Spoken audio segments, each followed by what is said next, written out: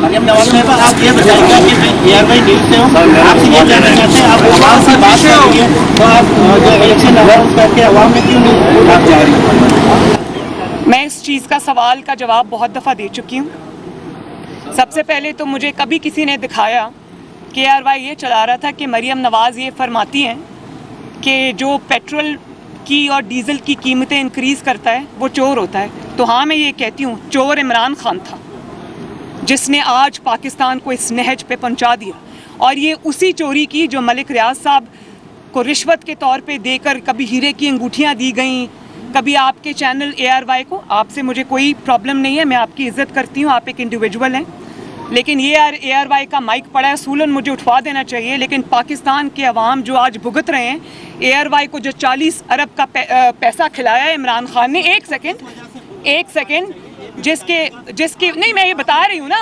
अब आप मेरा जवाब सुन लें। जो इल्जाम लगाए सलमान इकबाल पे, आपको मैं दावत देता हूँ किसी भी आप टॉक शो में तशरीफ लाएं, हम आपको टाइम और डेट आप डिसाइड कर लीजिएगा, वहाँ पे आप मुझे टॉक शो की क्या जरूरत है? मैं पूरी कौम के सामने, सारे मीडिया चैनल्स के सामने खड़ी होकर ये बात कर रही हूँ। जाएं और FBR से पूछे, क्या आपके मालिक सलमान इकबाल ने 12 अरब का टैक्स नहीं चोरी किया और उस पर स्टे लेके बैठे?